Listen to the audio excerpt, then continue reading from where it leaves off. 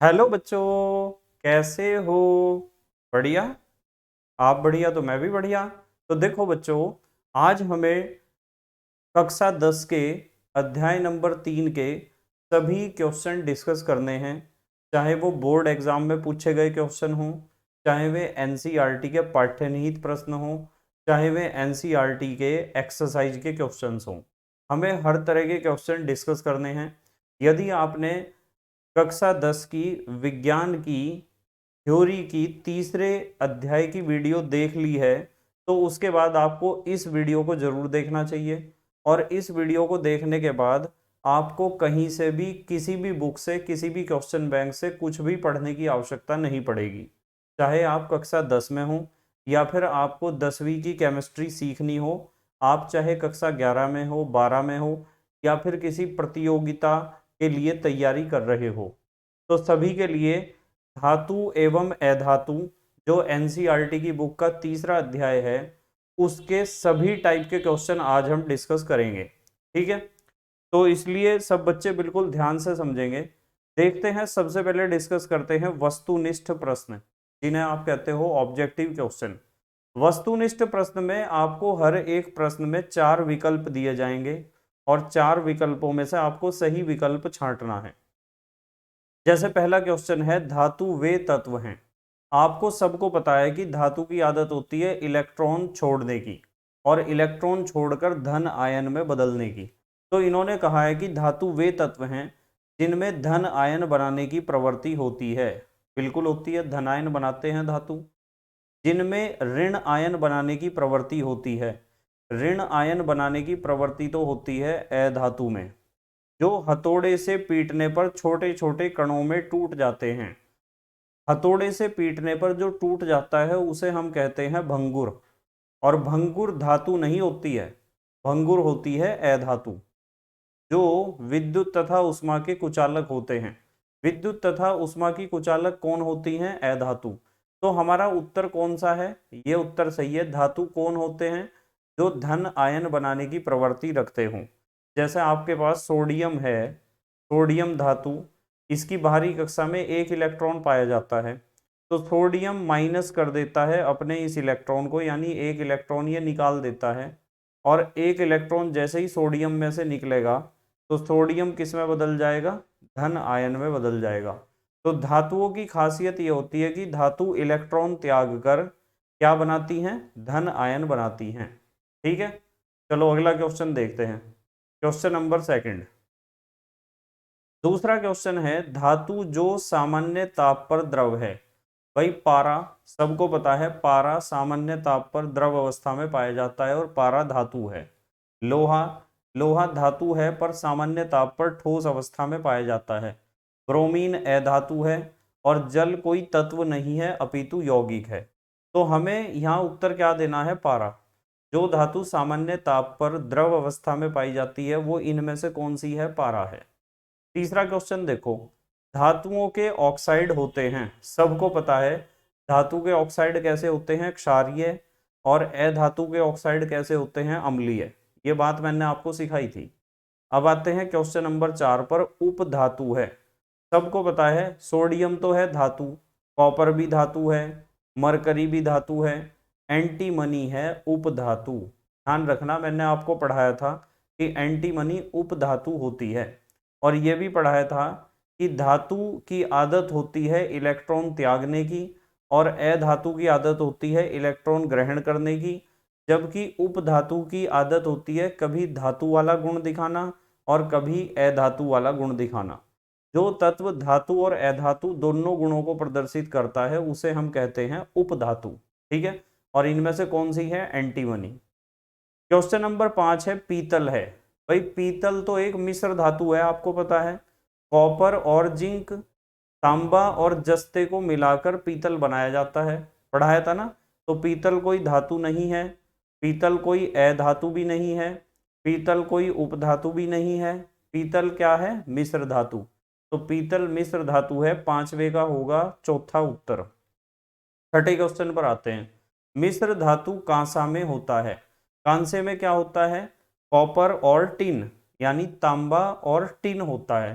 तो तांबा और टीन देख लो किसमें, ये रहा पहला ही ऑप्शन है, कॉपर और टीन पाया जाता है कांसे में। ठीक है, ध्यान रखना, बहुत इंपॉर्टेंट क्वेश्चन है, आपको पता होना चाहिए कि ये जो दे रखा ना इसका दूसरा ऑप्शन कॉपर और जिंक, कॉपर और जिंक होता है पीतल में, पीतल में तो कॉपर और जिंक होता है, और कांसे में होता है कॉपर और टीन, एसन कहते हैं स्टेनम को, टीन को।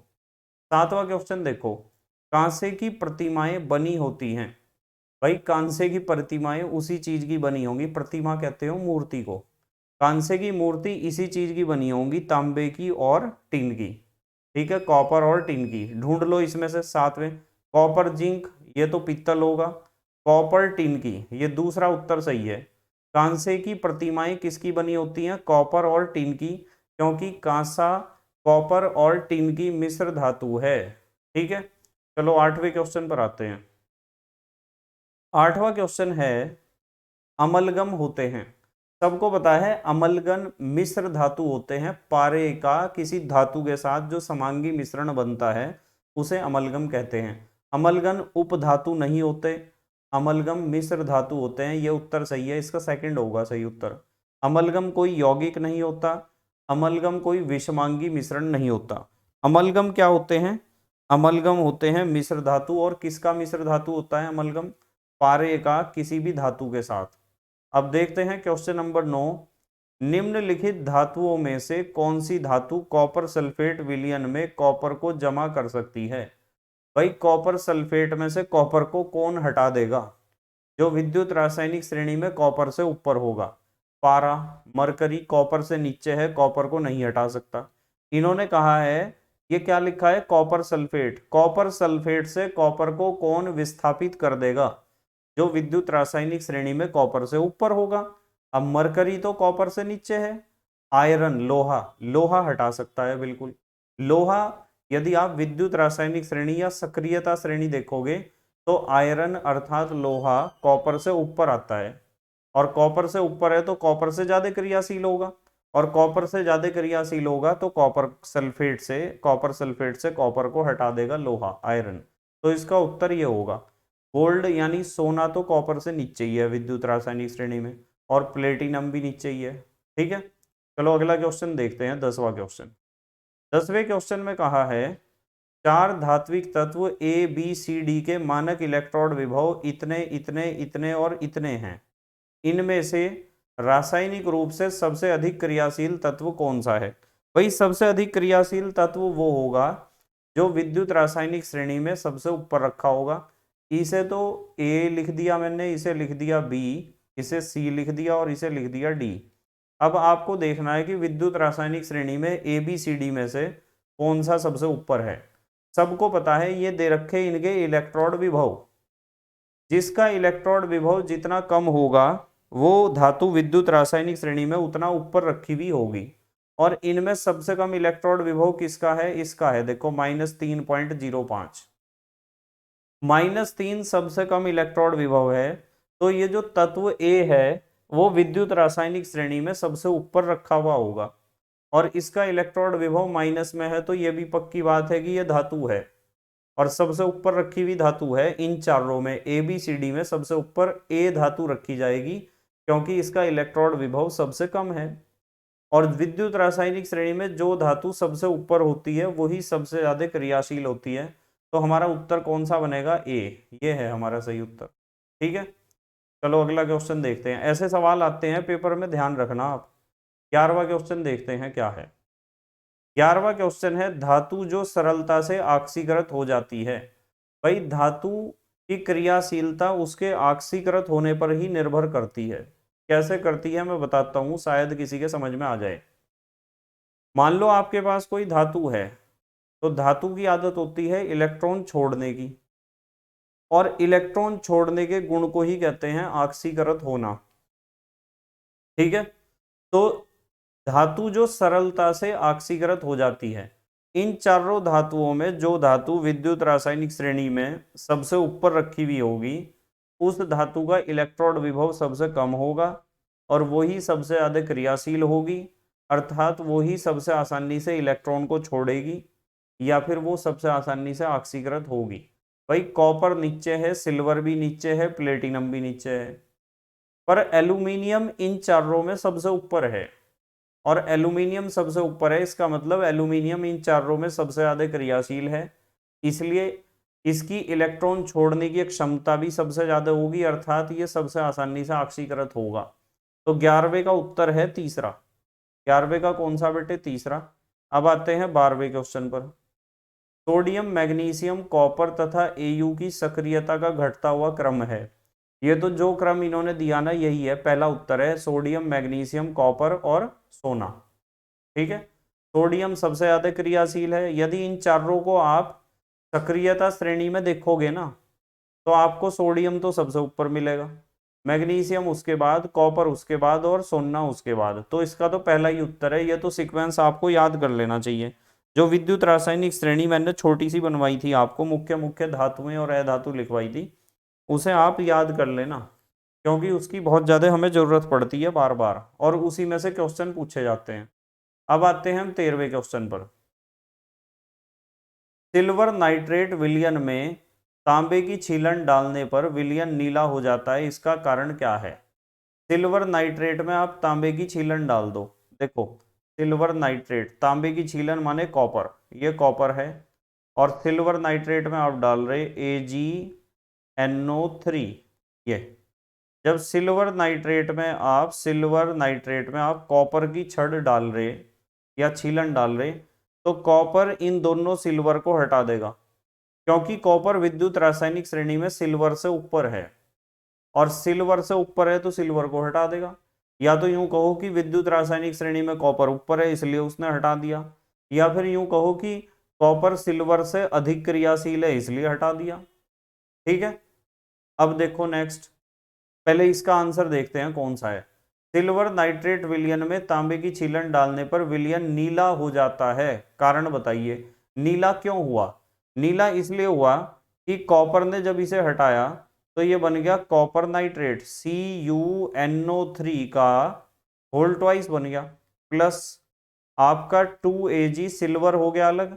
तो ये जो कॉपर नाइट्रेट बनता है ना, ये कॉपर नाइट्रेट में Cu डबल पॉजिटिव आयन होते हैं जो नीले रंग के होते हैं, और ये जो Cu डबल पॉजिटिव आयन बने कॉपर नाइट्रेट के कारण, इनका रंग नीला है, और इनके नीले रंग के कारण ही विलयन का रंग नीला हो जाता है। ये क्वेश्चन मैंने आपको समझा रखा है थ्योरी में भी।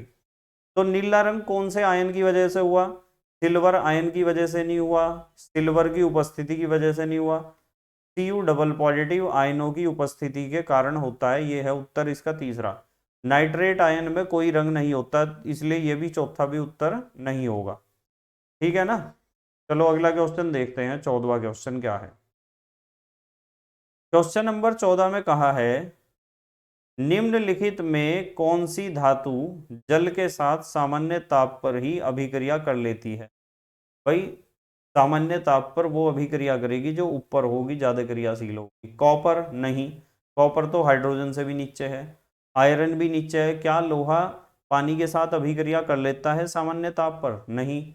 मैग्नीशियम, मैग्नीशियम को क्रिया करने के लिए थोड़ा गर्म करना पड़ेगा, ये क्वेश्चन आया था, मैंने पढ़ाया था आपको। सोडियम, ये है इसका सही उत्तर चौथा। तो 14वें का उत्तर कौन सा है? चौथा उत्तर है। आपको मैंने बताया था कि सोडियम विद्युत रासायनिक श्रेणी में बहुत ऊपर है, इसलिए बहुत ज्यादा क्रियाशील है, इसलिए ठंडे पानी के साथ ही रिएक्शन कर लेता है सोडियम। यदि सोडियम को आप पानी में डाल दोगे ना तो विस्फोट होगा बहुत तेज। 15वां क्वेश्चन देखो जरा क्या है। 15वां क्वेश्चन है, निम्नलिखित में कौन सी धातु जल के साथ सामान्य ताप पर क्रिया करती है? यह वही क्वेश्चन है, ऊपर वाला सोडियम कर लेगा क्रिया। कौन करेगा? सोडियम, दूसरा उत्तर है इसका। 16वां क्वेश्चन देखो, निम्न में से कौन सी धातु ठंडे जल से हाइड्रोजन गैस निकालती है? सेम क्वेश्चन है, ठंडे जल से हाइड्रोजन गैस वो निकाल लेगी जो ठंडे जल से क्रिया करेगी। भाई तांबा ठंडे पानी से क्रिया नहीं करता, सोना भी क्रिया नहीं करता ठंडे पानी से, और एल्यूमिनियम भी ठंडे पानी से क्रिया नहीं करता, पर पोटेशियम, सोडियम का भाई पोटेशियम के, ये ठंडे पानी से क्रिया कर लेता है। और जब ठंडे पानी से क्रिया कर लेगा तो ये ठंडे जल से हाइड्रोजन को मुक्त कर देगा। कैसे कर देगा मुक्त? देखो बताता हूं। ये क्या है? पोटेशियम, यहां लिखा मैंने पोटेशियम के, 2 के लिख लिए, और पानी लिख लिया H2O, ठंडा पानी है। जब रिएक्शन करेगा तो दोनों पोटेशियम इस हाइड्रोजन को हटा देगा यहाँ से, और हटा देंगे तो क्या बन जाएगा, K2O बन जाएगा, पोटेशियम ऑक्साइड, प्लस ये जो हाइड्रोजन यहाँ से निकला है इसे हम अलग लिखेंगे। देखो हाइड्रोजन गैस नहीं मुक्त कर दी, हाइड्रोजन गैस निकाल ली ना। पर यदि K की जगह आप कॉपर दोगे, तांबा, इसकी हिम्मत नहीं है कि पानी में से हाइड्रोजन को हटा दे, क्योंकि हाइड्रोजन को केवल वही धातु हटाती है जो विद्युत रासायनिक श्रेणी में हाइड्रोजन से ऊपर होती है। जो विद्युत रासायनिक श्रेणी में हाइड्रोजन से ऊपर है वो ही हाइड्रोजन को हटाएगी, और जो विद्युत रासायनिक श्रेणी में हाइड्रोजन से नीचे है वो हाइड्रोजन को नहीं हटाएगी। और हाइड्रोजन चाहे वो अम्ल की हाइड्रोजन हो उसे भी हटा देगी, और चाहे वो जल में हाइड्रोजन है उसे भी हटा देगी। चलो 17वां क्वेश्चन देखो, आयरन कॉपर सल्फेट विलयन में से कॉपर को विस्थापित कर देता है, कारण है। भाई लोहा कॉपर सल्फेट से कॉपर को हटा रहा, लोहा कॉपर को हटा रहा है। देखो ये लोहा किसे विस्थापित कर रहा, कॉपर को। क्यों विस्थापित कर रहा, क्योंकि लोहे का इलेक्ट्रोड विभव कॉपर से कम होगा, या तो ऐसा मान लो, और या फिर यूं कहो कि लोहा विद्युत रासायनिक श्रेणी में कॉपर से ऊपर होगा। ठीक है, इन्होंने कहा आयरन का परमाणु क्रमांक कॉपर के परमाणु क्रमांक से कम है। भाई परमाणु क्रमांक से तो कोई मतलब होता ही नहीं है, कौन किसे हटा रहा, परमाणु क्रमांक के ऊपर ये बात निर्भर नहीं करती। ये निर्भर करती है कौन विद्युत रासायनिक श्रेणी में ऊपर रखा हुआ है, या किसका इलेक्ट्रोड विभव कम है, या कौन ज्यादा क्रियाशील है।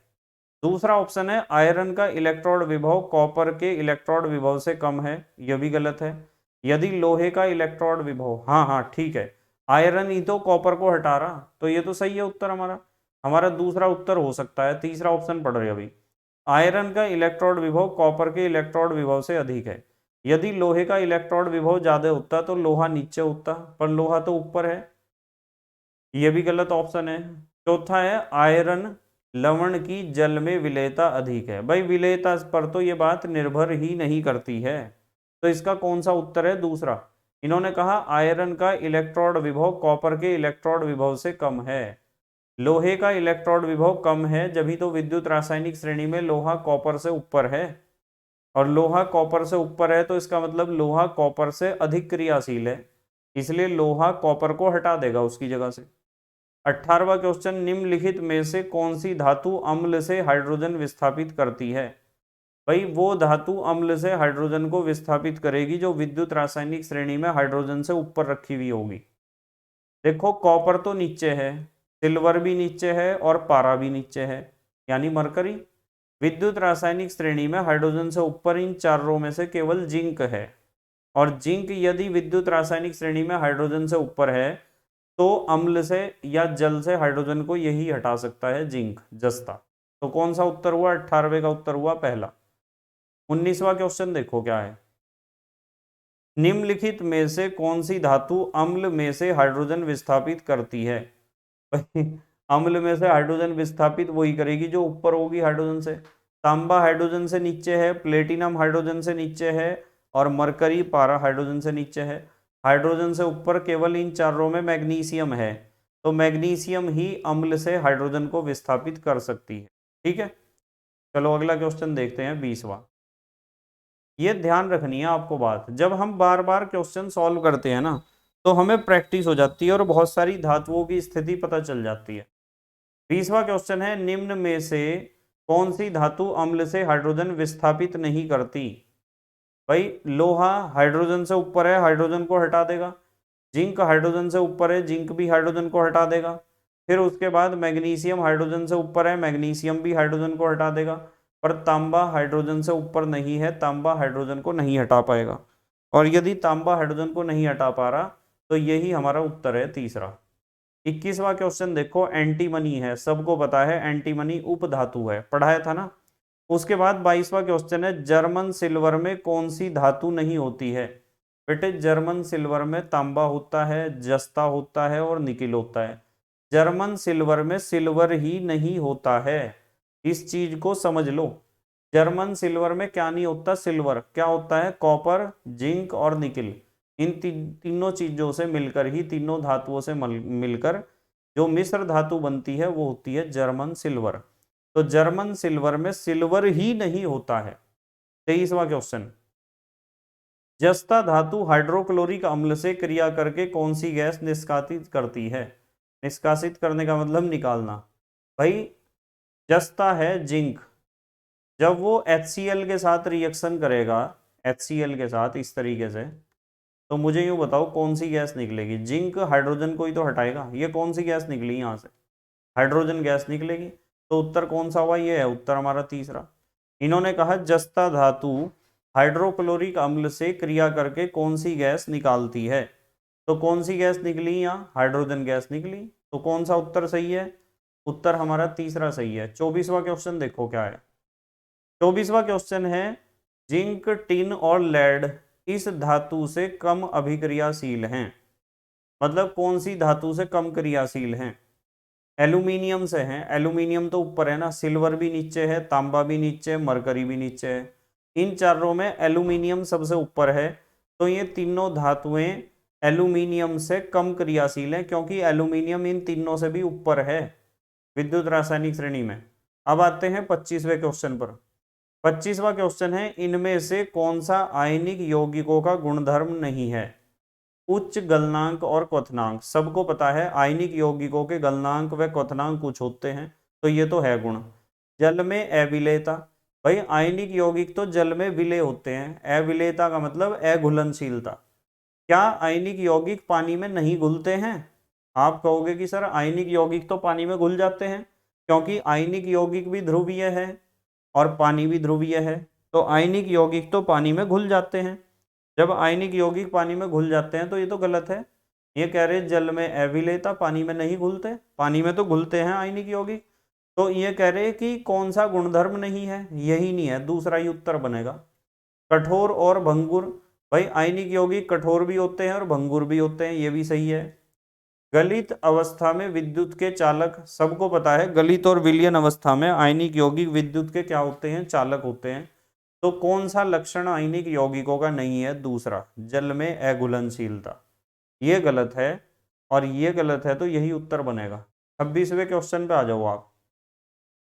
प्रकृति में पाए जाने वाले वे पदार्थ जिनमें से विभिन्न तत्व कम खर्चे में आसानी से निष्कर्षित किए जा सकते हैं, क्या कहलाते हैं? बताओ। अयस्क नहीं कहलाते क्या? भाई अयस्क वे खनिज होते हैं जिनसे शुद्ध धातु को प्राप्त करना सरल हो और सस्ता हो, यानी कम खर्च वाला हो। ऐसे खनिज को हम क्या कहते हैं? अयस्क। 27वें क्वेश्चन पे आ जाओ। निम्नलिखित में से कौन सा कथन सत्य है? बॉक्साइट एल्यूमिनियम का अयस्क है। सही बात है, बिल्कुल। मैग्नेटाइट Mn का अयस्क है। भाई मैग्नेटाइट तो लोहे का अयस्क है, ये गलत है, पहला ही उत्तर बनेगा।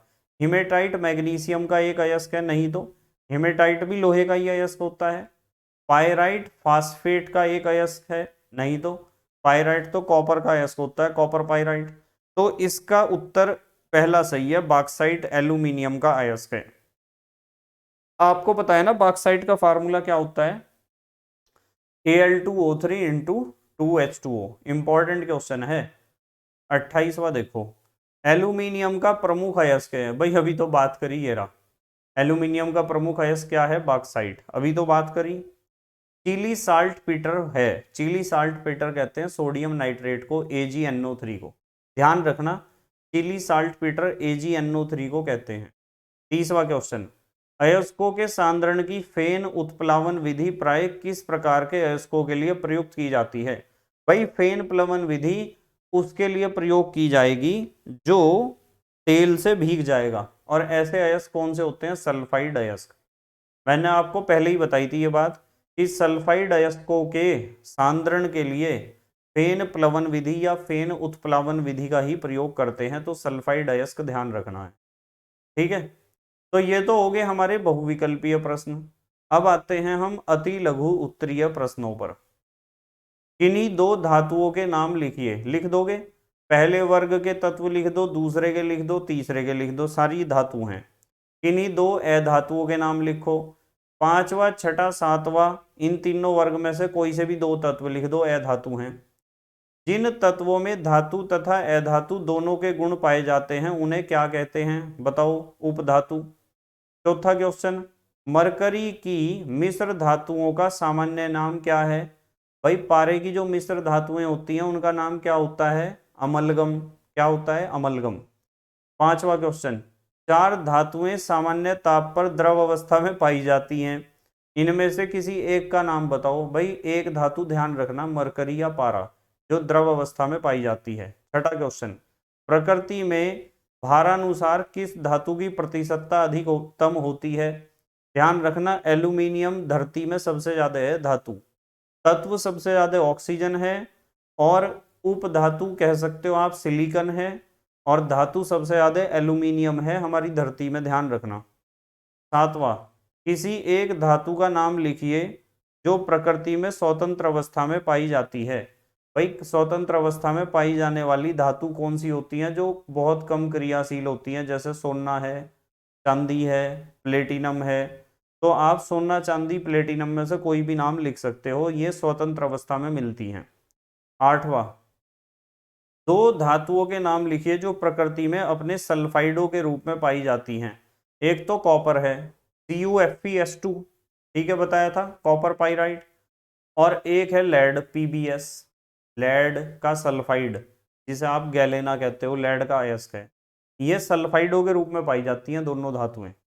नौवां क्वेश्चन, किसी एक अयस्क का नाम लिखिए जिसका सांद्रण फेन उत्प्लावन विधि द्वारा किया जाता है। भाई मैंने आपको बताया था फेन प्लवन विधि से सांद्रण करते हैं सल्फाइड अयस्क होगा, तो आप इसका कर सकते हो CuFeS2 का, ये सल्फाइड अयस्क है, देखो इसमें सल्फर है। या आप PbS का भी कर सकते हो, PbS में भी सल्फर है। तो जिस भी धातु के अयस्क में सल्फर होगा, यानी वो सल्फाइड अयस्क होगा, उसका आप सांद्रण फेन प्लवन विधि द्वारा करोगे। ठीक है, किसी एक अयस्क का नाम लिखिए जिसका सांद्रण फेन उत्प्लावन विधि द्वारा किया जाता है। हमने बताया सल्फाइड अयस्क कोई सा भी लिख दो। 10वां क्वेश्चन, कॉपर के प्रमुख अयस्क का नाम तथा रासायनिक सूत्र। भाई कॉपर पाइराइट और रासायनिक सूत्र CuFeS2, ये तो इंपॉर्टेंट क्वेश्चन है। धातु कर्मीय प्रक्रमों में धातु के वैद्युत शोधन के लिए एनोड किस धातु का बना होता है? बताओ, एनोड अशुद्ध धातु का नहीं बना होता क्या? एनोड मोटा होगा और अशुद्ध धातु का बना होगा, जबकि कैथोड पतला होगा और शुद्ध धातु का बना होगा। ये बात तो समझाई थी मैंने आपको। कौन सा था ये क्वेश्चन? 11वां, 12वां।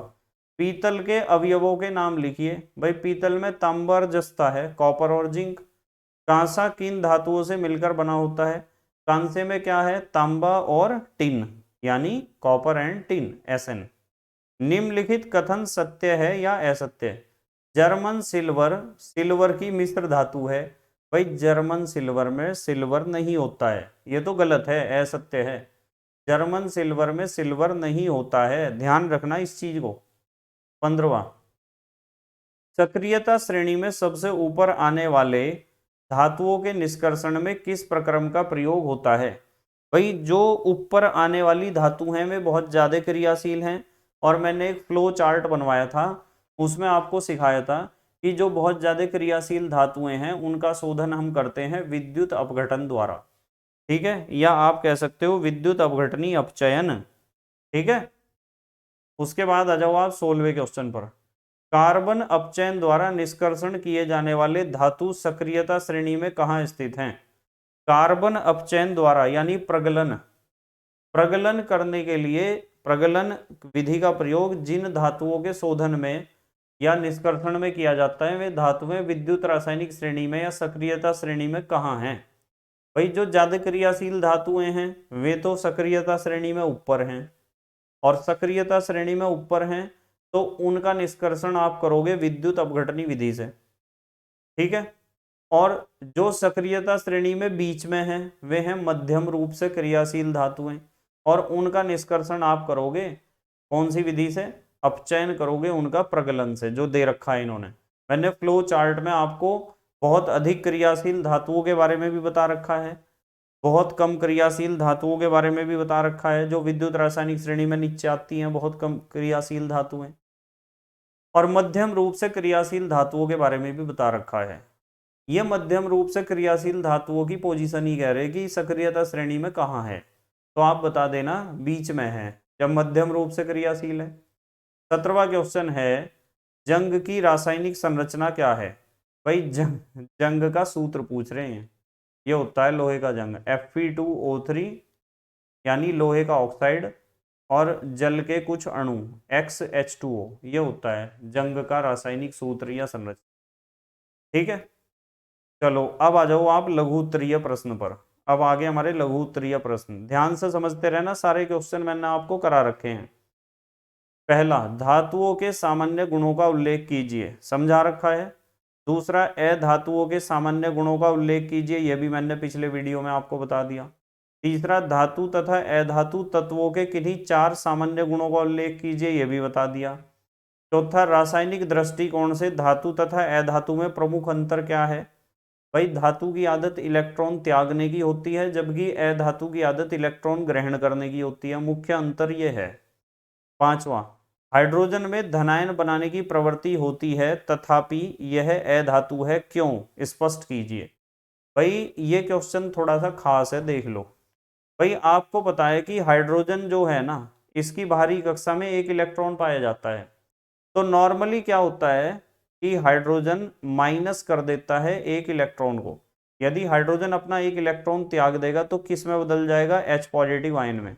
और जब ये H पॉजिटिव आयन में बदलेगा तो सब कहेंगे कि जो इलेक्ट्रॉन त्याग कर धन आयन बनाता है उसे हम कहते हैं धातु।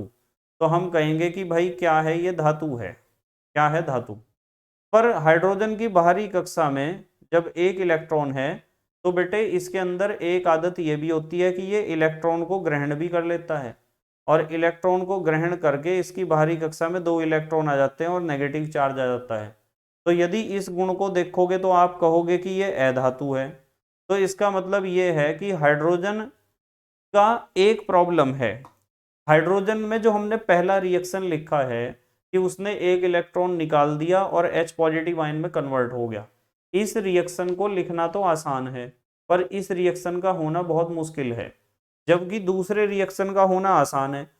हाइड्रोजन के पास केवल एक इलेक्ट्रॉन है, वही तो उसका पहला इलेक्ट्रॉन है, वही तो उसका आखिरी इलेक्ट्रॉन है। यदि हाइड्रोजन अपना एक इलेक्ट्रॉन छोड़ देगा ना तो वो परमाणु ही नहीं रहेगा, और यदि वो परमाणु नहीं रहेगा, उसका अस्तित्व ही खत्म हो जाएगा। तो इसका मतलब साफ है कि उसका एक इलेक्ट्रॉन छोड़ना बड़ा मुश्किल है। पहला रिएक्शन मुश्किल है, दूसरा आसान है, इसलिए हम इसे कहते हैं अधातु। इसके अलावा भी बहुत सारे रीजन हैं, जैसे आप कह सकते हो कि जो हाइड्रोजन है वो गैसीय अवस्था में पाया जाता है। हाइड्रोजन किस रूप में मिलता है? गैस के रूप में। और जब हाइड्रोजन गैस के रूप में मिलता है तो इसका मतलब साफ है कि गैस अवस्था में तो कोई सी धातु पाई नहीं जाती। धातु या तो ठोस है या फिर 4 धातुएं में हमारी कैसी हैं? द्रव।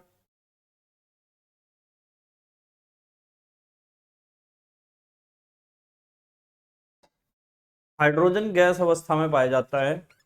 यदि आप कहते हो कि उसकी आदत इलेक्ट्रॉन त्यागने की है तो उसकी इलेक्ट्रॉन त्यागने की आदत तो कम है पर लेने की आदत ज्यादा है, इसलिए उसमें धातु अधातु दोनों के गुण है, पर आप उसे उपधातु नहीं कहोगे। ठीक है, क्योंकि वो गैसीय अवस्था में पाया जाता है।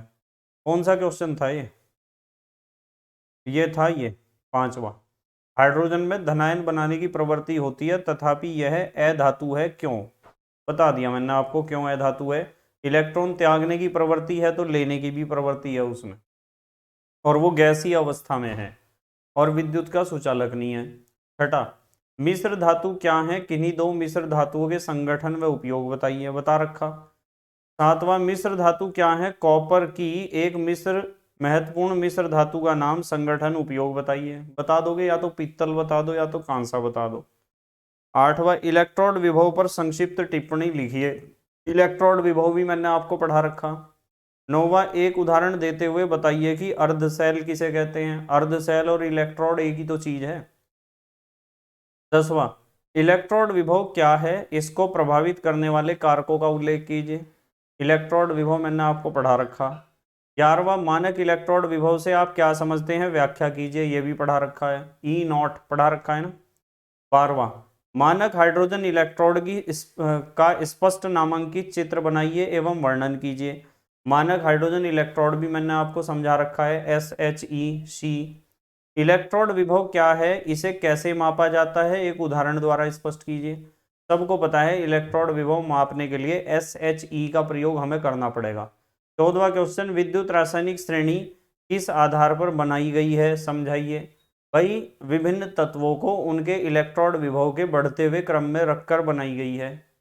15वां, विद्युत रासायनिक श्रेणी की सहायता से धातुओं की क्रियाशीलता की तुलना किस प्रकार की जाती है, उदाहरण सहित स्पष्ट कीजिए। सबको पता है कि विद्युत रासायनिक श्रेणी में जो धातु ऊपर है, अर्थात जिसका मानक इलेक्ट्रोड विभव कम है, वो उतनी ही ज्यादा क्रियाशील होगी। ठीक है, जैसे सोडियम ऊपर है तो सोडियम बहुत ज्यादा क्रियाशील है, सोडियम के नीचे पोटेशियम मैग्नीशियम है तो वे सोडियम से कम क्रियाशील होंगी। धातुओं की क्रियाशीलता समझाई थी ना। 16वां क्वेश्चन, धातुओं की सक्रियता से आप क्या समझते हैं। हाइड्रोजन से एक अधिक सक्रिय धातु एवं दूसरी कम सक्रिय धातु का नाम लिखिए। धातुओं की सक्रियता, भाई धातुओं की सक्रियता का मतलब यह है कि विद्युत रासायनिक श्रेणी में जो धातु जितनी ऊपर है उतनी ज्यादा सक्रिय है, क्रियाशील है, और जो धातु जितना नीचे है उतनी कम क्रियाशील है। और सक्रियता की यदि बात करें धातु की, तो इसका मतलब होता है इलेक्ट्रॉन त्यागने की प्रवृत्ति। जो धातु जितनी सरलता से इलेक्ट्रॉन को त्याग देती है, वो धातु उतनी ज्यादा सक्रिय होती है। ठीक है, यानी क्रियाशील होती है। नेक्स्ट अगला क्वेश्चन देखो जरा, अब है 17वां क्वेश्चन। 17वें क्वेश्चन में कहा है, विद्युत रासायनिक श्रेणी की सहायता से धातुओं द्वारा अम्लों से हाइड्रोजन विस्थापित करने की क्षमता किस प्रकार ज्ञात करते हैं, उदाहरण सहित स्पष्ट कीजिए। भाई इस तरह ज्ञात करते हैं, अम्लों से हाइड्रोजन ही तो हटाना। आपको बताना कि विद्युत रासायनिक श्रेणी में जो धातु हाइड्रोजन से ऊपर है वो तो अम्लों से हाइड्रोजन को हटा देगी, और जो धातु हाइड्रोजन से नीचे रखी हुई वो अम्लों से हाइड्रोजन को नहीं हटाएगी। और यह बात केवल अम्ल तक सीमित नहीं है, ये बात जल के लिए भी है। जल में भी तो हाइड्रोजन होती है, और जल से हाइड्रोजन वो हटाएगा जो विद्युत रासायनिक श्रेणी में हाइड्रोजन से ऊपर होगा। अगला देखो 15वां क्वेश्चन क्या है। 5 धात्विक तत्वों ABCDE के इलेक्ट्रोड विभव इतने इतने इतने इतने इतने वोल्ट है। इन तत्वों को इनकी क्रियाशीलता के क्रम में व्यवस्थित कीजिए। भाई क्या है ABCDE, ये तो A है, ये B है, ये है C, ये D है और ये E है। अब यूं बताओ सबसे ज्यादा इलेक्ट्रोड विभव किसका कम है। सबसे कम इलेक्ट्रोड विभव इसका है -1.36, तो ये तो होगा सबसे ज्यादा क्रियाशील, पहले नंबर पे तो इसे रखेंगे। उसके बाद -1.26 है, इसे रखेंगे दूसरे नंबर पर, और तीसरे नंबर पर हम रखेंगे -0.42 को, इससे बड़ी संख्या ये है, और इससे बड़ी संख्या ये है चौथे नंबर पे, और पांचवें नंबर पे +1.36। तो इस क्रम में रख दो आप 1 2 3 4 5 A E D B C। देखो AEDBC इस क्रम में रखें। तो आपको पता है कि विद्युत रासायनिक श्रेणी में जो तत्व, जो धातुएं रखी हुई हैं या अधातु जो भी हैं, उन्हें इलेक्ट्रोड विभव के बढ़ते हुए क्रम में रखा है। तो हमने भी सबसे ज्यादा सक्रिय उस धातु को मानना जिसका इलेक्ट्रोड विभव सबसे कम है, क्योंकि वही तो विद्युत रासायनिक श्रेणी में ऊपर रखी हुई होगी। 19वां क्वेश्चन, क्या कारण है कि कॉपर जिंक सल्फेट विलयन में से जिंक को तो विस्थापित नहीं कर पाता, परंतु सिल्वर लवण के विलयन से सिल्वर को विस्थापित कर देता है। सबको पता है भाई, ये यूं कह रहे कि कॉपर जिंक को नहीं हटा पा रहा है। क्यों नहीं हटा पा रहा होगा जिंक को, क्योंकि विद्युत रासायनिक श्रेणी में कॉपर जिंक से नीचे होगा या कॉपर जिंक से कम क्रियाशील होगा। पर यूं कह रहे कि सिल्वर लवण से सिल्वर को हटा देता है। ये कॉपर किसे हटा देता है, सिल्वर को हटा देता है। इसलिए हटा देता है क्योंकि विद्युत रासायनिक श्रेणी में कॉपर सिल्वर से ऊपर होता है, या यूं कह दो सिल्वर से अधिक क्रियाशील होता है। आ गया आंसर बस। अब देखो चलो लिख दोगे इस बात को, तो लिख रखा है वैसे तो उत्तर 20वां देख लो। लोहा कॉपर सल्फेट विलयन से कॉपर को विस्थापित करता है। लोहा कॉपर सल्फेट विलयन से कॉपर को विस्थापित कर देता है, इसे तो हटा देगा क्योंकि विद्युत रासायनिक श्रेणी में कॉपर से ऊपर लोहा है। किंतु सिल्वर कॉपर को विस्थापित नहीं कर पाता, सिल्वर इसे नहीं हटा पा रहा कॉपर को। क्यों नहीं हटा पा रहा? क्योंकि सिल्वर विद्युत रासायनिक श्रेणी में कॉपर से नीचे है। कारण बताइए, यही कारण है भाई, जो ऊपर वाली धातु है वो नीचे वाली धातु को ही उसके लवण के विलयन से हटा सकती है। ठीक है, नीचे वाली धातु ऊपर वाली धातु को नहीं हटा सकती, ऊपर वाली धातु नीचे वाली धातु को हटा देगी, क्योंकि ऊपर वाली धातु अधिक क्रियाशील होती है, क्योंकि उसका इलेक्ट्रॉन विभव कम होता है। इसी तरीके से अगला क्वेश्चन देखो, जस्ता कॉपर सल्फेट के विलयन से तांबे को विस्थापित कर सकता है, जबकि सोना ऐसा नहीं करता है, कारण सहित व्याख्या कीजिए। भाई जस्ते ने कॉपर को हटा दिया, पर सोना कॉपर को नहीं हटा सकता। जस्ते ने कॉपर को इसलिए हटा दिया क्योंकि विद्युत रासायनिक श्रेणी में जस्ता कॉपर से ऊपर है, और सोना कॉपर को नहीं हटा पा रहा क्योंकि विद्युत रासायनिक श्रेणी में सोना कॉपर से नीचे है और कम क्रियाशील है। 22वां, जिंक धातु कॉपर सल्फेट विलयन से कॉपर विस्थापित कर देती है, क्यों? भाई जिंक तो कॉपर को हटाएगा ही, जब विद्युत रासायनिक श्रेणी में कॉपर से ऊपर है तो कॉपर को तो हटा ही देगा, जब कॉपर से अधिक क्रियाशील है जिंक। लोहा कॉपर सल्फेट विलयन से कॉपर विस्थापित करता है, परंतु प्लेटिनम कॉपर को उसी विलयन से विस्थापित नहीं करता, क्यों? लिख दोगे उत्तर। 24वां, कारण सहित बताइए या समझाइए। एक जस्ते की बड़ी छड़ को कॉपर सल्फेट विलयन में डालने पर उसका नीला रंग धीरे धीरे गायब क्यों हो जाता है? भाई जस्ते को जब कॉपर सल्फेट में डालोगे तो ये जस्ता है और ये कॉपर सल्फेट है, तो जस्ता कॉपर को हटा देगा और अब कॉपर सल्फेट नहीं बनेगा, अब आपको प्राप्त होगा जिंक सल्फेट, और जिंक सल्फेट में Zn डबल पॉजिटिव आयन होंगे, और Zn डबल पॉजिटिव आयनों का रंग नीला नहीं होता, इसलिए विलयन नीला नहीं रहेगा। पर जब कॉपर सल्फेट था तो कॉपर सल्फेट में होते हैं नीले रंग के Cu डबल पॉजिटिव आयन, जिनका रंग होता है नीला, और जिसकी वजह से पूरे विलयन का रंग कैसा रहता है? नीला रहता है। ये बात समझा रखी ना। 25वां, समझाइए कि क्यों सिल्वर नाइट्रेट के विलयन में कॉपर का तार डालने पर विलयन का रंग नीला हो जाता है? क्योंकि सिल्वर नाइट्रेट को से सिल्वर को हटा देगा तांबा, और अब वो सिल्वर नाइट्रेट नहीं रहेगा, अब वो बन जाएगा कॉपर नाइट्रेट, और कॉपर नाइट्रेट में होते हैं नीले रंग के Cu डबल पॉजिटिव आयन, इसलिए विलयन का रंग हो जाएगा नीला। ऐसे सवाल बहुत आते हैं पेपर में। 26वां, सिल्वर नाइट्रेट विलयन में कॉपर डालने पर विलयन का रंग नीला क्यों हो जाता है? समीकरण सहित कारण लिखिए। वही कारण है जो ऊपर लिखा हुआ, सेम क्वेश्चन है। 27वां, विद्युत रासायनिक श्रेणी के आधार पर व्याख्या कीजिए कि क्यों कॉपर तनु सल्फ्यूरिक अम्ल में घुलकर हाइड्रोजन मुक्त नहीं कर सकता है या करता है? भाई तांबा हाइड्रोजन को कैसे मुक्त कर देगा? तांबा हाइड्रोजन को इसलिए नहीं मुक्त कर सकता क्योंकि विद्युत रासायनिक श्रेणी में तांबा हाइड्रोजन से नीचे है, इसलिए हाइड्रोजन को मुक्त नहीं कर सकता, और जब हाइड्रोजन से नीचे है तो हाइड्रोजन से कम क्रियाशील है। ठीक है, 28वां क्वेश्चन देखो, कारण सहित स्पष्ट कीजिए, समझाइए कि निम्नलिखित अभिक्रिया संभव है या नहीं। ये यूं कह रहे कि लोहा हाइड्रोजन को हटा देगा या नहीं हटा देगा? मैं कहूंगा हटा देगा, क्योंकि विद्युत रासायनिक श्रेणी देखोगे तो लोहा हाइड्रोजन से ऊपर है, और हाइड्रोजन से ऊपर है तो हाइड्रोजन को तो हटा ही देगा वो, तो अभिक्रिया संभव है। 29वां क्वेश्चन देखो, सल्फ्यूरिक अम्ल में जिंक डालने पर हाइड्रोजन गैस मुक्त होती है। सल्फ्यूरिक अम्ल में जिंक डाल लोगे तो हाइड्रोजन तो मुक्त होगी, क्योंकि जिंक हाइड्रोजन से ऊपर रखा हुआ विद्युत रासायनिक श्रेणी में, लेकिन चांदी डालने पर हाइड्रोजन गैस नहीं प्राप्त होती। भाई चांदी हाइड्रोजन से नीचे रखी हुई है, और चांदी हाइड्रोजन से नीचे है तो हाइड्रोजन से कम क्रियाशील है, और हाइड्रोजन से कम क्रियाशील है तो हाइड्रोजन को हटा ही नहीं सकती वो, तो हाइड्रोजन गैस कैसे निकल जाएगी? नहीं निकलेगी। 30वां, क्या कारण है कि मैग्नीशियम व जिंक अम्लों से हाइड्रोजन विस्थापित करते हैं? इसलिए विस्थापित करते हैं क्योंकि मैग्नीशियम और जिंक विद्युत रासायनिक श्रेणी में हाइड्रोजन से ऊपर हैं, इसलिए हाइड्रोजन से ज्यादा क्रियाशील हैं, इसलिए हाइड्रोजन को हटा देंगे।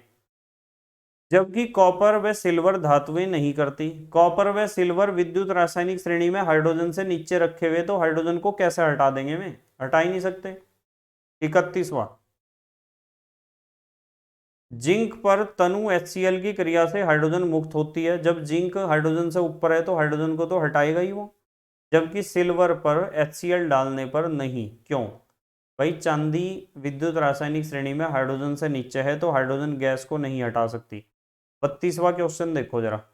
32वां क्वेश्चन है, बढ़ते हुए इलेक्ट्रॉन विभव के अनुसार कुछ तत्व निम्नलिखित क्रम में हैं। मैग्नीशियम सबसे ऊपर, जिंक नीचे, हाइड्रोजन नीचे, कॉपर नीचे, सिल्वर नीचे। बताइए इनमें से कौन से तत्व अम्ल में से हाइड्रोजन गैस को विस्थापित कर सकते हैं। भाई जो हाइड्रोजन से ऊपर रखे हुए में करेंगे। मैग्नीशियम और जिंक दोनों अम्ल से हाइड्रोजन को हटा देंगे और पानी से भी हटा देंगे हाइड्रोजन को, पर कॉपर और जिंक विद्युत रासायनिक श्रेणी में ये दोनों नीचे हैं, ये नहीं हटा सकते हाइड्रोजन को। हाइड्रोजन को केवल वही तत्व हटा सकते हैं जो विद्युत रासायनिक श्रेणी में हाइड्रोजन से ऊपर होंगे। क्वेश्चन नंबर 33, जिंक तनु हाइड्रोक्लोरिक अम्ल से क्रिया करता है जबकि तांबा नहीं, कारण सहित स्पष्ट कीजिए। भाई जिंक हाइड्रोजन से ऊपर है इसलिए हाइड्रोजन को हटावेगा तो क्रिया करेगा, तांबा नीचे है नहीं करने का क्रिया। कारण सहित स्पष्ट कीजिए कि निम्नलिखित कथन सत्य है या असत्य। अम्ल से अभिक्रिया करके सभी धातुएं हाइड्रोजन गैस उत्पन्न करती हैं। भाई सभी धातुएं कैसे हाइड्रोजन गैस उत्पन्न कर देंगी? सिर्फ वे धातुएं हाइड्रोजन गैस उत्पन्न करेंगी जो विद्युत रासायनिक श्रेणी में हाइड्रोजन से ऊपर रखी हुई हैं। आ रहा क्या समझ में? जो हाइड्रोजन से ऊपर रखी हुई हैं वे ही हाइड्रोजन को मुक्त करेंगी। चलो अगला देखो क्वेश्चन, ये सही नहीं है कथन, गलत है, लिखा हुआ है असत्य। 35वां क्वेश्चन, खनिज किसे कहते हैं? पता आपको। अयस्क किसे कहते हैं ये भी पढ़ा दिया। खनिज तथा अयस्क में क्या अंतर है ये भी पढ़ा दिया। धातु कर्म से आप क्या समझते हैं? धातु कर्म में सम्मिलित प्रमुख प्रक्रमों के नाम लिखिए, ये भी बता दिया। अयस्कों का सांद्रण क्यों आवश्यक है? भाई गैंग को अलग करने के लिए। भर्जन क्या होता है सबको पता, हीटिंग विद ऑक्सीजन। भर्जन क्रिया में प्रयुक्त होने वाली भट्टी का नामांकित चित्र बनाइए। भाई भर्जन क्रिया में प्रयुक्त होने वाली भट्टी हमारे अब कोर्स में नहीं है पर आप बना सकते हो, वात्या भट्टी। धातुमल क्या है आपको पता है? धातुमल जब अगलनीय अशुद्धियां गालक के साथ क्रिया करती हैं तो बनता है धातुमल। जैसे कैल्शियम सिलिकेट बना था, मैग्नीशियम सिलिकेट बना था। निम्नलिखित को समझाइए। भर्जन, निस्तापन, प्रगलन, गालक, सारी चीज समझा रखी। 44वां, भर्जन तथा निस्तापन को उदाहरण द्वारा समझाइए। भर्जन में तो ऑक्सीजन के साथ गर्म करना अयस्क को, और निस्तापन में ऑक्सीजन के बिना गर्म करना, विदाउट ऑक्सीजन। 45वां, निम्नलिखित में अंतर कीजिए। खनिज और अयस्क में अंतर बता रखा, निस्तापन और भर्जन में मैंने अभी बता दिया आपको अंतर। थर्मिट अभिक्रिया क्या है, इसका क्या उपयोग है? भाई थर्मिट अभिक्रिया, मान लो किसी धातु का ऑक्साइड है जैसे Fe2O3 है, लोहे का ऑक्साइड, इसे एल्यूमिनियम के साथ गरम करते हैं ना, तो यहाँ से ऑक्सीजन छीन लेता है एल्यूमिनियम और ये बन जाता है एल्यूमिनियम का ऑक्साइड और लोहा हो जाता है अलग।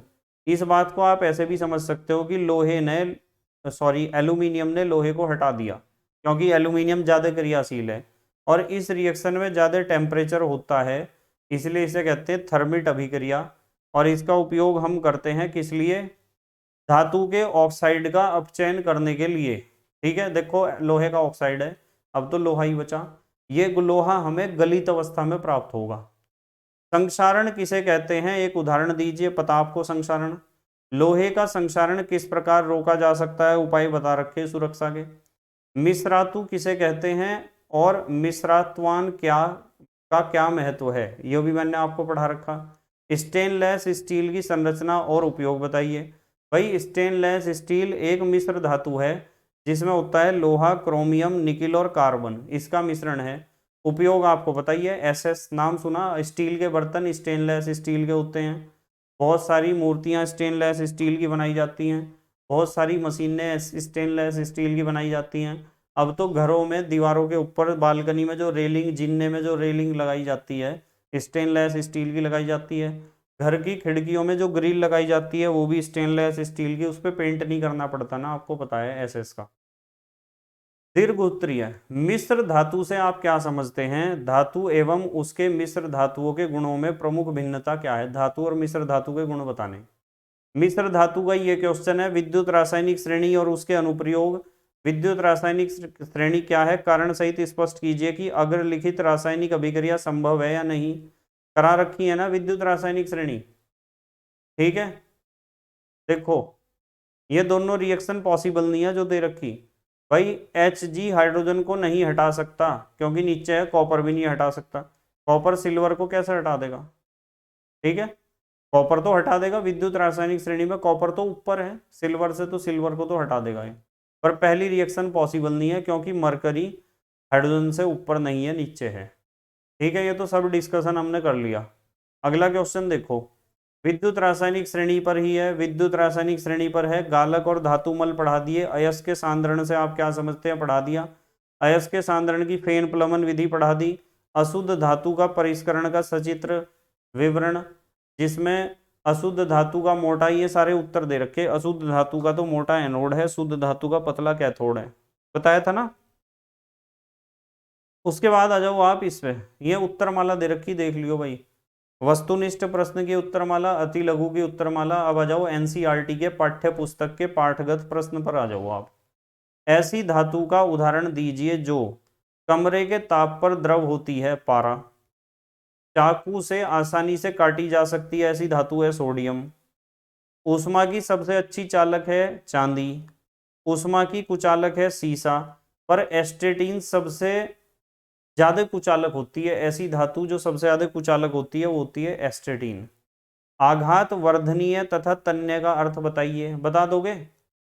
पता ना, आघात वर्धनीय जो चोट मारकर फैल जाए, चोट मारने से क्या हो जाए, फैल जाए। और तन्य किसे कहते हैं, जिसके तार खींचे जा सके। तीसरा क्वेश्चन, सोडियम को किरोसिन में डुबोकर क्यों रखा जाता है? यानी सोडियम को मिट्टी के तेल में डुबोकर क्यों रखते हैं? सोडियम को मिट्टी के तेल में डुबोकर इसलिए रखते हैं क्योंकि सोडियम बहुत ज्यादा क्रियाशील है।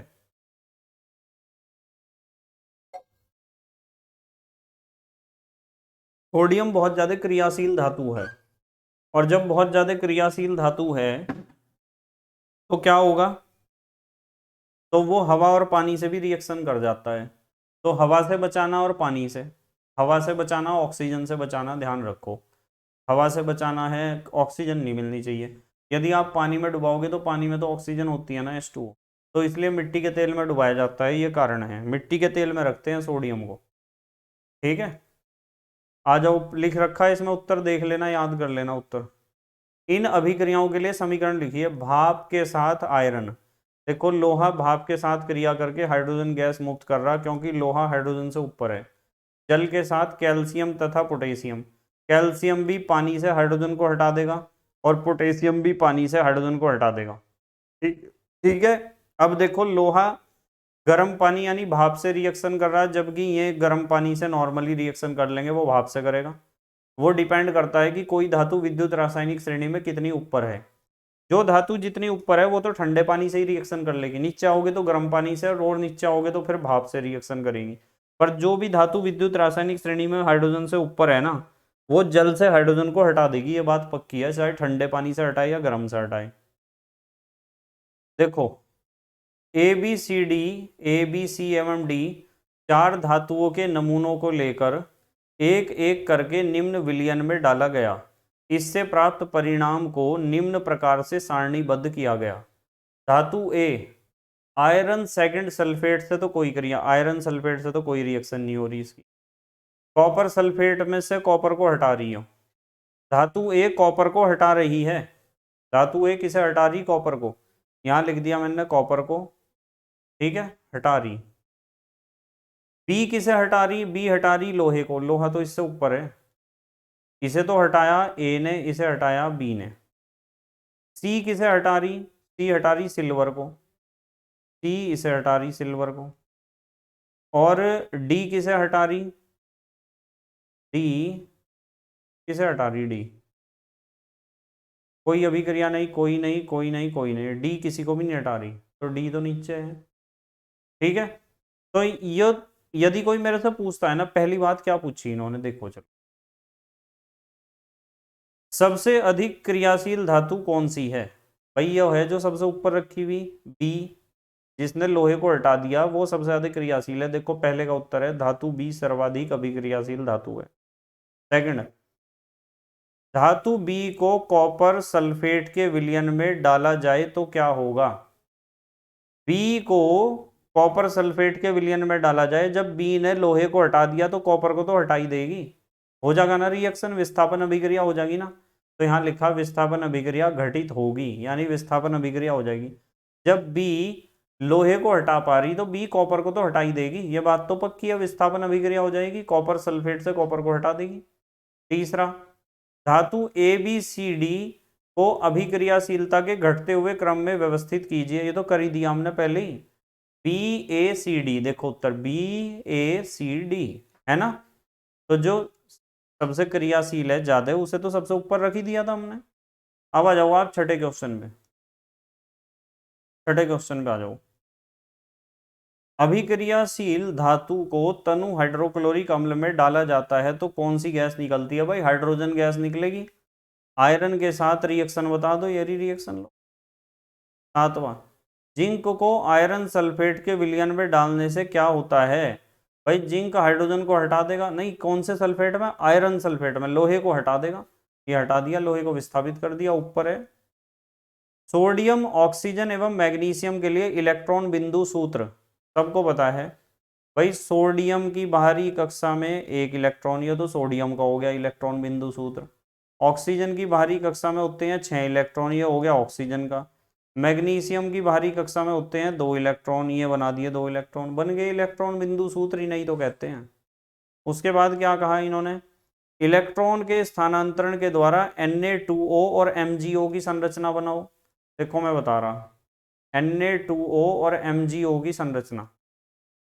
Na2O ये सोडियम है, आप ऐसा बना लेना, और ये सोडियम है, एक इलेक्ट्रॉन इसके पास एक इसके पास। ऑक्सीजन 1 2 3 4 5 6, एक इलेक्ट्रॉन ये वाला दे दिया इसने और ये वाला इसने दे दिया, तो Na पॉजिटिव, और इस Na के ऊपर भी कैसा चार्ज आ जाएगा? पॉजिटिव, और ऑक्सीजन के ऊपर डबल नेगेटिव, तो ये बन गया, ये संरचना बन गई हमारी इस इलेक्ट्रॉन स्थानांतरण की। अब है MgO, MgO में मैग्नीशियम 2 इलेक्ट्रॉन और ऑक्सीजन 1 2 3 4 5 6 इलेक्ट्रॉन, ये भी गया और ये भी गया। बताओ, ये तो सिखा रखे आपको, बना लोगे इसे तो, इस तरह बनाते हैं।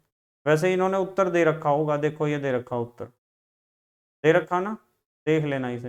तीसरा देखते हैं, तीसरा भी पार्ट है इसमें एक। तीसरा पार्ट है, इन यौगिकों में कौन से आयन होते हैं? भाई Na2O में 2 तो Na पॉजिटिव, एक O डबल नेगेटिव। MgO में एक Mg डबल पॉजिटिव, एक O डबल नेगेटिव, यही तो आयन होंगे। नीचे देखो दे रखे, देख लेना उत्तर ये दे रखे। देखो 9वां क्वेश्चन देखो क्या है। 9वां क्वेश्चन है, आयनिक यौगिकों का गलनांक उच्च क्यों होता है? सबको पता, उनमें आयनिक क्रिस्टल जालक रचना पाई जाती है और धनायनों और ऋणायनों के बीच प्रबल स्थिर वैद्युत आकर्षण बल कार्य करता है। पढ़ लेना। निम्नलिखित पदों को परिभाषित कीजिए। खनिज, अयस्क, गैंग, सब सिखा रखा। 11वां क्वेश्चन देखो, 2 धातुओं के नाम बताइए जो प्रकृति में मुक्त अवस्था में पाई जाती हैं, सोना और चांदी। धातु को उसके ऑक्साइड से प्राप्त करने के लिए किस रासायनिक प्रक्रम का उपयोग किया जाता है? भाई कार्बन द्वारा अपचयन करते हैं हम। जब कार्बन रिएक्शन करेगी धातु के ऑक्साइड से तो ऑक्सीजन छीन लेगी, कार्बन क्या करेगा? ऑक्सीजन छीन लेगा, और वो धातु का क्या बन जाएगा? शुद्ध अवस्था में आ जाएगी धातु, यानी धातु अलग हो जाएगी। शुद्ध अवस्था में तो क्या आएगी? यह है जिंक, मैग्नीशियम एवं कॉपर के धात्विक ऑक्साइडों को निम्नलिखित धातु के साथ गर्म किया गया। ठीक है, धात्विक ऑक्साइडों को, जिंक ऑक्साइड को जिंक के साथ गर्म करा गया, तो क्या कह रहे हैं? किस स्थिति में विस्थापन अभिक्रिया घटित होगी? भाई जिंक ऑक्साइड को जिंक के साथ गर्म करोगे तो ये तो बिल्कुल ऐसा है कि ये तो जिंक है और ये है जिंक ऑक्साइड, तो कोई रिएक्शन होगी क्या? नहीं होने की, तो यहाँ क्रॉस लगा दिया। जिंक ऑक्साइड, मैग्नीशियम और कॉपर, देखो पहले इसे ध्यान रखो, विद्युत रासायनिक श्रेणी में मैग्नीशियम ऊपर है, उसके नीचे फिर जिंक आएगा, इन तीनों की बात कर रहा मैं, उसके नीचे आएगा कॉपर। अब ये कह रहे कि जिंक ऑक्साइड को मैग्नीशियम से गर्म कर रही है, जिंक ऑक्साइड मैग्नीशियम। मैग्नीशियम जब जिंक ऑक्साइड से रिएक्शन करेगा तो हो जाएगी ना रिएक्शन, देखो मैग्नीशियम तो जिंक को हटा देगा, यहाँ तो रिएक्शन होगी। हाँ, कॉपर, बताइए कॉपर जिंक को हटा देगा क्या? यहाँ नहीं होने की रिएक्शन। यदि मैं कहूँ कि कॉपर कोशिश कर रहा जिंक ऑक्साइड को हटाने की, यहाँ तो हो जाएगी, यहाँ नहीं होने की रिएक्शन, हो जाएगी कोई? कॉपर तो नहीं हटा सकता ना जिंक को, सबको पता है। अब आ जाओ मैग्नीशियम ऑक्साइड। भाई मैग्नीशियम ऑक्साइड है MgO, इसे कौन कौन हटाने की कोशिश कर रहा? जिंक। जिंक नहीं हटा सकता, हटा ही नहीं सकता। जिंक मैग्नीशियम को हटा देगा, जिंक मैग्नीशियम को हटा देगा, नहीं हटा सकता। मैग्नीशियम, मैग्नीशियम मैग्नीशियम को क्यों हटाएगा भाई? और कॉपर, कॉपर मैग्नीशियम को हटा देगा, नहीं हटा सकता, इसमें तीनों में ही नहीं आएगा। कॉपर ऑक्साइड, भाई कॉपर को तो सब हटा देंगे, कॉपर को जिंक भी हटा देगा, कॉपर को मैग्नीशियम भी, पर कॉपर कॉपर को नहीं हटाएगा। तो ये इस तरह से आपको सारणी पूरी करनी थी। या तो आप राइट और रॉन्ग के निशान लगा दो, या हाँ ना लिख दो, मर्जी है आपकी। हाँ ना भी लिख सकते हो। देखो इन्होंने लिख रखा है हाँ नहीं। मैंने आपको सिखा रखा है कि कौन किसे हटाएगा। 14वां क्वेश्चन देखो, कौन सी धातु आसानी से संक्षारित नहीं होती? भाई जो धातु विद्युत रासायनिक श्रेणी में नीचे रखी हुई ना, वे बहुत कम क्रियाशील हैं, और जो बहुत कम क्रियाशील हैं वे हवा और पानी के साथ कोई रिएक्शन नहीं करती हैं।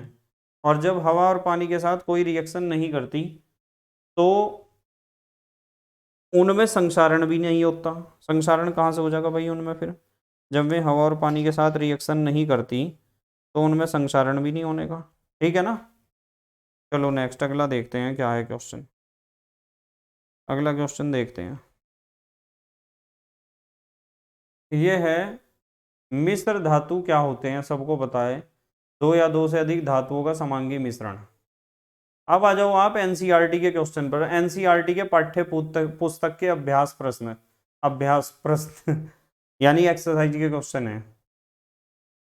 यह निम्न में से कौन सा युगल विस्थापन अभिक्रिया करता है? NaCl विलयन कॉपर धातु। भाई कॉपर तो NaCl से Na को नहीं हटा सकती, ये तो होने का नहीं रिएक्शन। यूं बताओ, कॉपर इसे हटा देगा क्या? नहीं हटा सकता। मैग्नीशियम क्लोराइड विलयन में एल्यूमिनियम, एल्यूमिनियम इसे हटा देगा, नहीं हटा सकता मैग्नीशियम को। फेरस सल्फेट विलयन सिल्वर, सिल्वर Fe को हटा देगा, नहीं हटा सकता। सिल्वर नाइट्रेट विलयन और कॉपर, कॉपर तो हटा देगा इसे, ये हो जाएगा रिएक्शन, डी होगा इसमें से। ठीक है, डी होगा। अब आ जाओ आप दूसरे पे, वैसे संकेत दे रखे हैं सारे, आप देख लेना। लोहे के फ्राइंग पैन, फ्राई पैन जिसमें छोंक लगाते हैं या गर्म करते हैं दाल सब्जी, को जंग से बचाने के लिए निम्न में से कौन सी विधि उपयुक्त है? भाई जिंक की परत चढ़ा दो लोहे के फ्राई पैन पे, बस, इससे बढ़िया कोई उपचार नहीं। ग्रीज, ग्रीस लगा के तो खाना ही बेकार कर लोगे आप। पेंट लगा के, पेंट जो है जब फ्राइंग पैन को गर्म करोगे तो सारा जल जाएगा। ये सभी नहीं, ये सही है, जिंक की परत चढ़ाई जाती है फ्राइंग पैन के ऊपर। ठीक है। तीसरा देखो, कोई धातु ऑक्सीजन के साथ अभिक्रिया कर उच्च गलनांक वाला यौगिक निर्मित करती है, यह यौगिक जल में घुलनशील है, यह तत्व क्या हो सकता है? कैल्शियम होगा, कैल्शियम, क्योंकि कैल्शियम का ऑक्साइड बनेगा जो पानी में घुल जाएगा। ठीक है।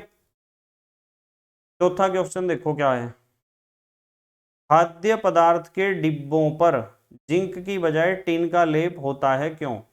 भाई जिंक ज्यादा क्रियाशील है, और गर्म खाना होगा तो वो जिंक रिएक्शन कर लेगा उसके साथ, भाप के साथ, पानी के साथ, इसलिए टिन का लेप होता है। टिन है कम क्रियाशील इसलिए। ठीक है, ध्यान रखना। उसके बाद आ जाओ 5वें क्वेश्चन पर। आपको एक हथौड़ा दिया, बैटरी दी, बल्ब दिया, तार दिया, स्विच दिया, इनका उपयोग कर धातु एवं अधातुओं के नमूनों के बीच आप विभेद कैसे कर सकते हैं?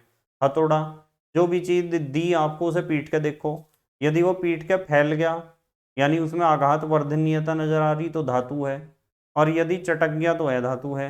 बैटरी, यदि उस जो भी सैंपल दिया गया उसमें करंट प्रवाहित हुआ, विद्युत धारा प्रवाहित करके देखो ना बैटरी से, यदि करंट प्रवाहित हुआ तो धातु है, नहीं हुआ तो अधातु है। बल्ब, बल्ब का प्रयोग आप विद्युत धारा प्रवाहित करके चेक करने में ही करोगे। तार का प्रयोग भी तो आपको पीट के देखना और करंट सप्लाई करके देखना, बस ये दो चीज देखनी। बी, धातुओं एवं अधातुओं में विभेद के लिए इन परीक्षणों की उपयोगिता का आकलन कीजिए। यही आकलन है, पढ़ लेना, यही बात लिखी हुई सारी। छठा क्वेश्चन पे आ जाओ, छठे क्वेश्चन पे। उभयधर्मी ऑक्साइड क्या होते हैं? दो उभयधर्मी ऑक्साइडों के उदाहरण दीजिए, समझा रखा मैंने आपको पूरा। 7वां क्वेश्चन, दो धातुओं के नाम बताइए जो तनु अम्लों से हाइड्रोजन को विस्थापित कर देंगी तथा दो धातुएं ऐसा नहीं कर सकती। सब कुछ सिखा रखा है। उसके बाद 8वां क्वेश्चन देखो आप। किसी धातु M के विद्युत अपघटनी परिष्करण में आप एनोड, कैथोड एवं विद्युत अपघटक किसे बनाएंगे? भाई एनोड तो बनाएंगे अशुद्ध धातु का और मोटा सा, और कैथोड बनाएंगे शुद्ध धातु का और पतला सा, और विद्युत अपघटक बनाएंगे धातु के लवण का विलयन। बस सिखा रखा है ना। उसके बाद एक बच्चा है जिसका नाम है प्रत्यूष। प्रत्यूष देखो कितना अजीब नाम है। प्रत्यूष ने सल्फर चूर्ण को स्पैचुला में लेकर उसे गर्म किया। यह सल्फर है, गर्म कर रहे, ऊपर परख नली है। तो परख नली में चित्र के अनुसार एक परख नली को उल्टा करके उसने उत्सर्जित गैस को एकत्रित किया। यहाँ गैस इकट्ठी कर ली जो गैस बनी सल्फर से। गैस की क्रिया क्या होगी? सूखे लिटमस पत्र पर, आर्द्र लिटमस पत्र पर, आर्द्र माने गीला, ऊपर की अभिक्रियाओं के लिए संतुलित रासायनिक अभिक्रिया लिखिए। भाई सूखे लिटमस पर तो कोई अभिक्रिया नहीं होती सूखे लिटमस पर। और जो नम लिटमस पेपर होगा वो नीले को लाल कर देगा, क्योंकि यहाँ सल्फर को जब आप जलाओगे ऑक्सीजन में तो सल्फर डाइऑक्साइड गैस बनेगी। कौन सी गैस बनेगी? Sulphur dioxide. और सल्फर डाइऑक्साइड गैस SO2 अधातु यानी सल्फर का ऑक्साइड है, जो होगा एक अम्लीय ऑक्साइड है, H+O2 SO2। और अम्लीय ऑक्साइड है तो अम्लीय व्यवहार दिखाएगा, और अम्ल की खासियत ये होती है नीले लिटमस को क्या कर देता है? लाल। इसलिए नीले लिटमस को वो लाल कर देगा। लोहे को जंग से बचाने के तरीके मैंने आपको सिखा रखे। ऑक्सीजन के साथ संयुक्त होकर अधातुएं कैसा ऑक्साइड बनाती हैं? भाई धातु तो बनाती है क्षारीय ऑक्साइड और अधातु बनाती है अम्लीय ऑक्साइड। उसके बाद ये देखो 12वां क्वेश्चन। कारण बताइए। प्लेटिनम, सोना, चांदी का उपयोग आभूषण बनाने के लिए किया जाता है क्योंकि ये बहुत कम क्रियाशील धातुएं हैं, हवा पानी के साथ रिएक्शन नहीं करेंगी इसलिए। ठीक है। सोडियम, पोटेशियम एवं लिथियम को तेल के अंदर संग्रहित किया जाता है। इन्हें तेल के अंदर इसलिए रख रहे क्योंकि बहुत ज्यादा क्रियाशील हैं, हवा पानी के साथ रिएक्शन कर जाएंगी।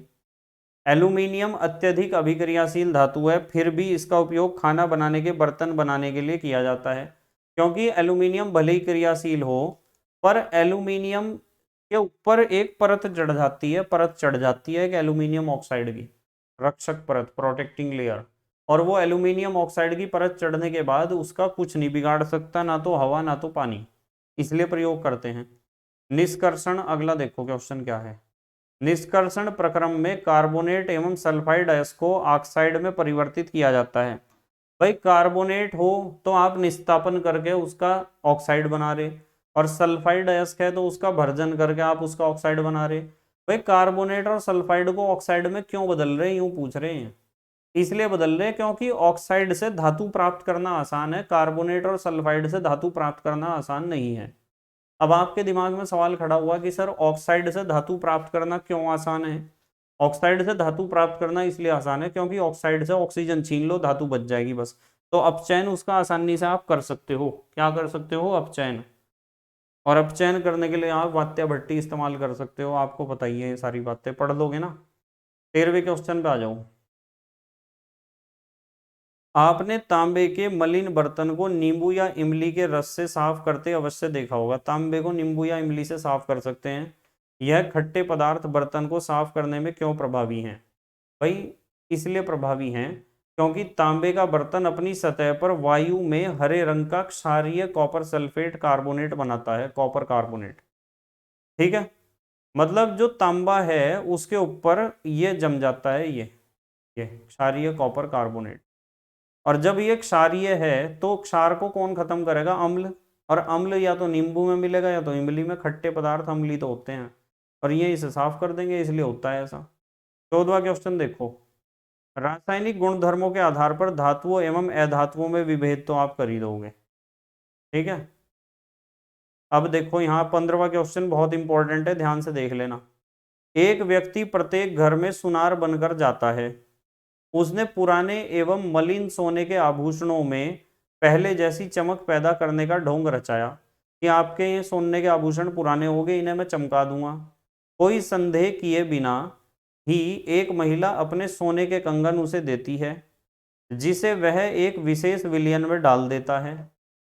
कंगन नए की तरह चमकने लगते हैं, लेकिन उनका वजन अत्यंत कम हो जाता है। वजन घट गया क्योंकि ऊपर से सारा उसने मटेरियल उतार लिया उनका। वह महिला बहुत दुखी होती है तथा तर्क वितर्क के पश्चात उस व्यक्ति को झुकना पड़ता है, एक जासूस की तरह।